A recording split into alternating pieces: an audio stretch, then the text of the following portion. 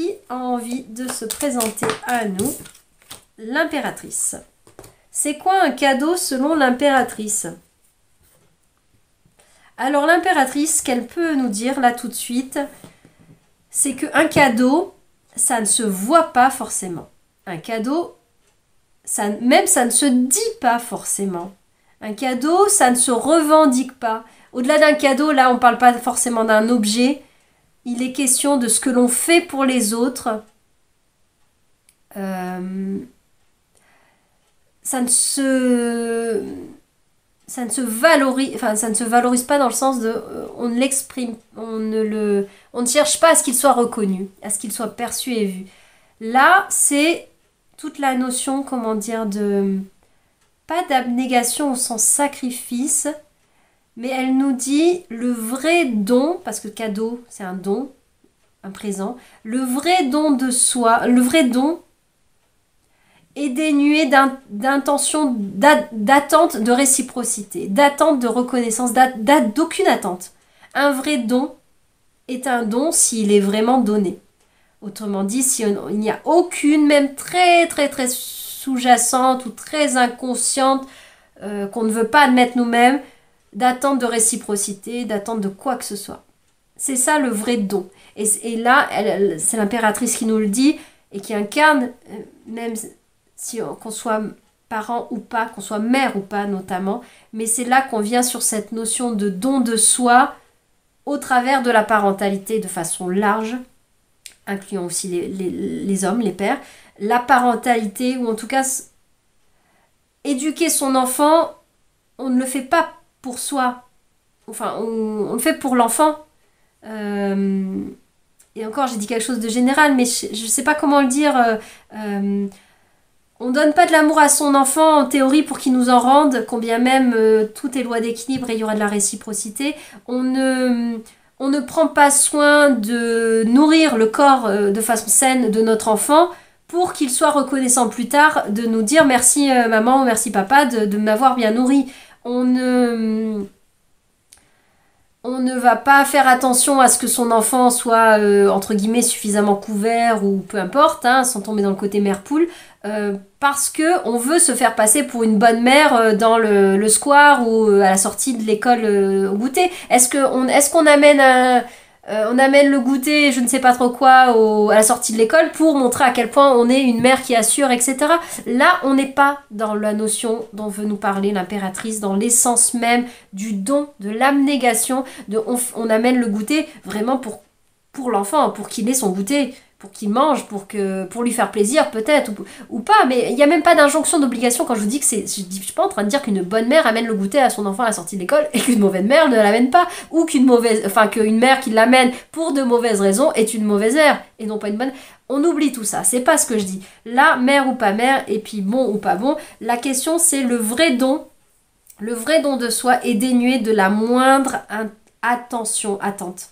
Enfin, il y a de l'intention, c'est une attention pour autrui, mais il n'y a rien d'attente. Donc, si la personne en face, et notamment l'enfant dans ce cas-là avec la famille, si l'enfant en face n'exprime pas de reconnaissance et de gratitude pour ce qui a été donné, pour le temps consacré, pour le temps qu'on a passé à cuisiner, pour le fait que c'est un sacrifice financier de faire quelque chose ou ceci et cela, s'il y a une amertume, s'il y a un goût d'insatisfaction, c'est que dans le fond, on attendait de l'autre, notamment là de l'enfant, qu'il nous restitue quelque chose. Ne serait-ce qu'un merci, ne serait-ce que tout ça. Je suis pas en train de dire que c'est pas normal de ne pas avoir de reconnaissance et de gratitude dans l'absolu. Mais je parle vraiment du mouvement, du don absolu, vraiment qui n'est pas du tout coloré de part humaine, j'ai envie de dire. Là, on parle d'un plan beaucoup plus vaste qui fait que l'on fait des choses depuis un espace qui nous dépasse. Comment ça, qui nous dépasse qui dépasse les attentes de l'humain que nous sommes. Voilà, c'est un peu sur ce terrain-là que l'impératrice avait envie de m'emmener, en tout cas, là, dans ce qu'elle semble vouloir me dire. Et là, qu'est-ce qu'elle nous dit? L'enracinement, pour moi, ça souligne le côté familial, là, notamment, et construction, peut-être dans la parentalité, dans l'éducation, mais on peut le transposer à d'autres domaines. Hein. Là, ça vient bien nous dire que comment dire, cette nourriture qui est donnée, enfin nourriture au sens de l'image qui est donnée comme terreau fertile à qui que ce soit, pas que des enfants, à soi-même et à autrui, il est fait dans un élan vraiment de vraie générosité, de vrai don, qui n'attend rien en retour. Et qui constitue, pardon, une vraie solidité. Quelque chose de très enraciné, profond, parce qu'il est sincère. Et il est d'autant plus profond et sincère qu'il n'a pas été particulièrement revendiqué par la personne même qui a été à l'origine de ce don, de ce cadeau. Voilà, je parlais, ça se passe à un espace plus vaste, voilà, ça nous dépasse, c'est là, et notamment, bien sûr, enfin, bien sûr ou pas, mais au travers de l'amour parental, filial, de l'amour en particulier de mère, mais pas que, hein, vraiment, je veux pas enfermer, je veux pas exclure les hommes, je veux pas exclure les pères, ni quoi que ce, ni même les personnes qui n'ont pas d'enfants, mais là, ce qui s'allume en nous lorsqu'on devient parent, mère notamment, ça nous, a priori, ça nous dépasse. C'est vraiment quelque chose qui est bien au-delà de la personnalité, de l'ego, des choses qui appartiennent à l'identité. Voilà, c'est là pour moi, c'est là qu'on vient toucher, même si elle pourra se goûter tout à fait dans d'autres espaces et pas que dans la maternité, pas que dans la parentalité, pas qu'envers les enfants, mais vraiment la notion d'amour inconditionnel. L'inconditionnalité, elle se goûte vraiment là. En tout cas, elle nous la montre là, cette impératrice, je trouve. C'est vraiment ce qu'elle avait envie, je pense, de montrer. Mais là, on peut vite se sentir, on se dit oh là là, la barre est haute, le challenge est haut, faut pas chercher à se comparer ou autre, c'est juste un rappel, une invitation à venir nous questionner et toutes les réponses sont ok, il y a pas de bien de mal, venir nous faire un moment de pause et de retournement sur nous pour nous dire est-ce que ce que tu t'apprêtes à faire, notamment à donner, à offrir, même si c'est offrir de ton temps, offrir de ta présence, est-ce qu'il y a un intérêt sous-jacent? Est-ce que tu as des attentes, ne serait-ce que l'autre voit à quel point tu es généreux, généreuse? Est-ce que tu as cette attente-là? Et si tu observes que tu l'as, ce n'est pas que c'est mal, c'est juste que ça t'invite à te re-questionner, du coup, si ton mouvement de vouloir faire ça, pour ça, du coup, est-ce que c'est vraiment juste et ajusté, c'est vraiment ajusté pour toi? Peut-être que tu peux essayer de voir à ce que et ça va amener à ce que la forme de l'action qui voulait être menée peut-être change légèrement, mais ça n'empêche pas que quelque chose va pouvoir se donner, se vivre et se partager, notamment s'offrir à quelqu'un. Mais si tu le fais depuis une vraie envie de donner, et que même si la personne, elle n'apprécie pas ton cadeau à la juste valeur, que si elle le refuse, que si elle ne fait même pas attention au fait qu'elle a reçu un cadeau, par exemple, surtout si c'est pas visible, si c'est de la présence, si c'est de l'écoute, de l'attention, une considération, mais que la personne passe complètement à côté, semble ignorer, eh bien, ça vient à dire que si on a fait ce travail préparatoire d'essayer de ne pas être dans des attentes particulières, en théorie, je dis bien en théorie parce qu'on est humain, et on peut se faire croire qu'on n'a pas d'attente alors qu'on en a. Si ça pique un peu à un étage, si ça vient réveiller des choses, et bah ça vient juste nous pointer que bah oui, on avait quand même un petit peu une attente de réciprocité et c'est on ne peut plus humain. Mais ça vient juste à nous dire, si tu veux de la réciprocité, si justement ça vient identifier un manque de considération, un manque de reconnaissance, un manque d'observation, comment dire, de valorisation de qui tu es ou de ce que tu donnes ou de ce que tu fais, peut-être que ça te met sur la piste de comment, quels moyens, quels outils ou par quelle personne ou par quel contexte de vie, choses que tu peux faire ou toi-même t'apporter à toi-même, ce qui peut permettre de tendre à cela, à cet objectif que tu pouvais avoir inconsciemment, de vouloir avoir de la reconnaissance ou de la gratitude au travers par exemple de ton enfant quand tu lui offres un cadeau, et il se trouve que, bon bah, ça, en tout cas perçu depuis ta fenêtre, tu as l'impression d'avoir de l'ingratitude et de ne pas avoir de la reconnaissance. peut-être que tu peux te dire, ça me montre que j'ai besoin de reconnaissance, j'ai besoin de réciprocité. Par contre, peut-être que ce n'est pas auprès de mon enfant, dans le fait de lui faire un cadeau pour Noël pour attendre de la réciprocité, que je vais trouver ça. Je vais réfléchir à comment je peux le trouver ailleurs et autrement. Idéalement, principalement de moi à moi. Mais ça peut passer aussi par le fait, je sais que en allant auprès de mes amis, etc., je vais pouvoir retrouver une forme de reconnaissance parce que ces personnes me reconnaissent pour qui je suis sur une certaine partie. En allant dans mon cours d'art plastique, je sais pas quoi, je vais pouvoir être vue et reconnue pour ma qualité créative et artistique. Et ça me fera du bien. J'aurai cette réciprocité à cet endroit-là. Mais le travail, c'est d'essayer de ne pas attendre dans certaines interactions et dans certaines formes quelque chose qui n'a pas à être qui ne sera pas forcément goûté, donné, reçu dans cet endroit-là. Je ne sais pas comment l'imager plus concrètement.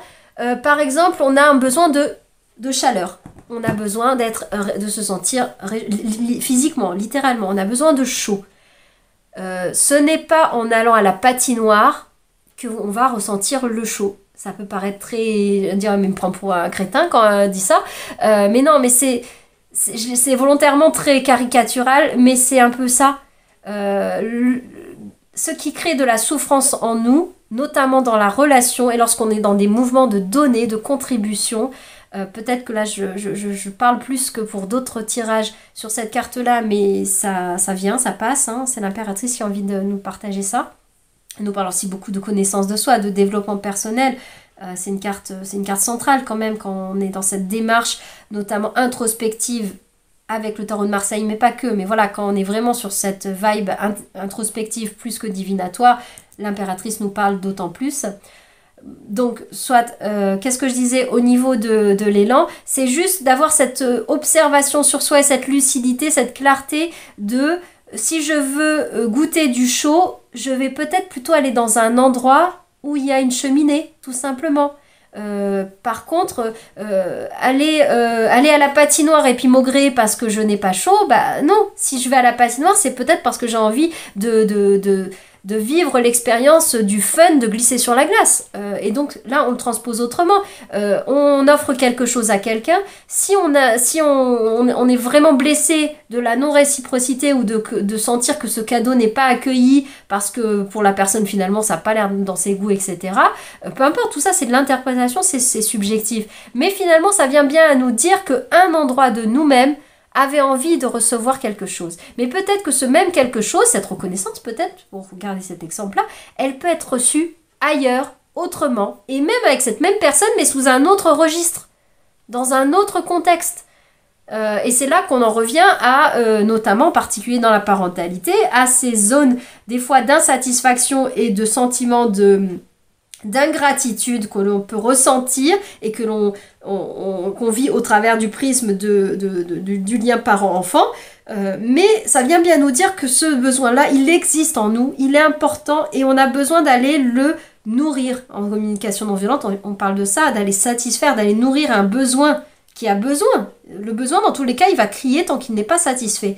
Sauf que c'est dommage, c'est dommageable pour la relation même que d'attendre qu'un besoin soit rempli par une autre personne et par une relation, X ou Y, alors que finalement ce n'est pas tant là que ça peut ou que ça devrait, entre guillemets, être satisfait. C'est peut-être dans le travail que vous allez plus pouvoir nourrir votre besoin de reconnaissance, pas tant auprès de vos enfants. Et vos enfants vous apporteront peut-être de l'amour, et si par contre vous cherchez à avoir une forme d'amour par une reconnaissance au travail, mais qui vraiment vient faire écho à de l'amour propre, hein, vous vous sentez aimé quand vous avez fait telle action dans le travail, c'est là qu'il y a peut-être quelque chose aussi qui est un peu déplacé, je ne dis pas déplacé au sens qu'on l'entend, de la morale, de ça se fait pas déplacé dans ce sens-là, mais que l'attente que l'on a dans un domaine ou en lien à une personne est déplacée dans le sens où elle n'est pas à sa place. Sa place, peut-être, sa forme est plus dans une autre interaction ou dans une autre pratique. Voilà, je vais pas me répéter parce que je pense pas pouvoir être plus claire si ça ne l'est pas, mais bon, je pense que ça devrait parler à qui ça doit parler. Voilà. Alors, est-ce qu'on a une carte qui doit venir en complément de tout ça avec l'impératrice?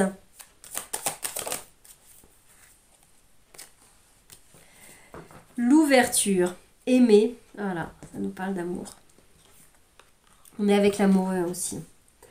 Aimer, offrir le voyage secret à l'autre en son cœur, s'ouvrir à la visite. Ouais. Mais c'est aussi le message, comment dire, c'est la clé aussi dans l'amoureux, dans la carte de l'amoureux. La qualité des relations que l'on aura avec les autres dépend, donc la qualité d'amour, le flux d'amour et l'équilibre, non justement avec pas trop d'attente, etc. envers les uns les autres, dépend de, la clé c'est l'amour de soi. Voilà, l'amour de soi. Donc comment on peut s'apporter à nous-mêmes. Et des fois, quand je dis tout ne repose pas en nous, hein, ça ne veut pas dire qu'on doit tout s'apporter à nous et que l'extérieur ne peut pas nous apporter de l'amour, ne peut pas nous apporter de la reconnaissance. Il y a des besoins qui par essence ne peuvent pas être nourris par nous-mêmes. Il y a des besoins relationnels, interreliés, interdépendants. On a un besoin de partage, par définition, ça ne peut pas se vivre seul. On a un besoin de contact tactile.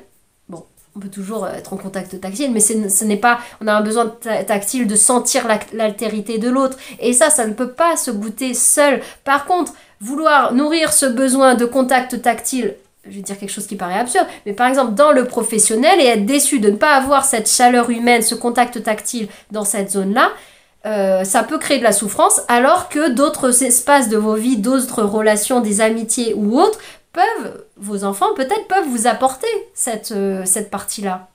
C'est une question de positionnement, de placement, hein, au-delà de la notion de déjà tout ce que l'on peut s'offrir et s'amener à soi par soi-même, qu'on le fasse, et ça harmonisera davantage les relations extérieures. On aura moins d'attentes que l'autre nourrisse, remplisse nos sacs à dos, nos gamelles existentielles, nos vases émotionnels, hein, qui ont toute leur légitimité à être remplis. Mais voilà, plus on attend que l'autre nourrisse à 90% notre bagage, notre coupe intérieure, et qu'on prendrait en charge que les 10% éventuellement qui restent, et ben on met beaucoup d'enjeux sur l'autre, et du coup on prend un très grand risque de ne pas voir notre besoin pleinement satisfait.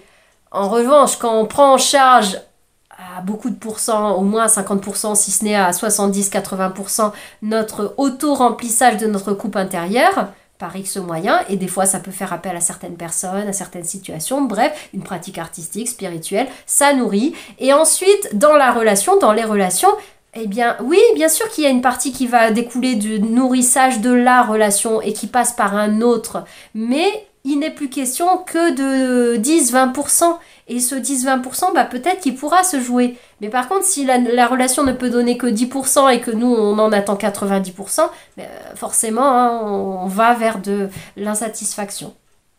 Voilà, je m'arrête ici pour ce long message autour de l'impératrice. Enfin long, je ne sais pas s'il est plus long que ça dans le temps, mais en tout cas, il était assez inspirante, hein, cette carte de l'impératrice. Bon, bah tout ça pour dire aussi, voilà, que c'était vraiment du cadeau à soi et surtout à l'autre, hein, à la relation. Pour faire des cadeaux de qualité, un don de soi à l'autre, qui soit vraiment un don, eh bien, il faut en amont, j'aime pas quand je dis il faut, mais bon, c'est lié. On ne peut pas donner à autrui ce que l'on ne possède pas. Les cadeaux que l'on ferait à l'extérieur, même le don de la qualité relationnelle que l'on offre à l'extérieur, si elle se base sur quelque chose de très vide en soi, de très souffrant, de très peu nourri en amour propre, en amour de soi, on repense à la carte de l'amoureux qui nous dit ça, eh bien, en découle une substance relationnelle à la hauteur de ce vide ou de ce plein intérieur en soi, de soi. Et de ce plein, du coup, de soi, bah, découlera une relation à l'autre, un flux entre l'un et l'autre qui sera plein de tout cela. Voilà, également. En prenant garde, bien sûr, à pas se vider totalement, être que dans le don, hein, trouver l'équilibre, hein, mais ça, c'est une autre histoire. Voilà, je m'arrête ici pour l'impératrice, pardon. Je vous dis à bientôt, je continue avec d'autres arcanes majeures.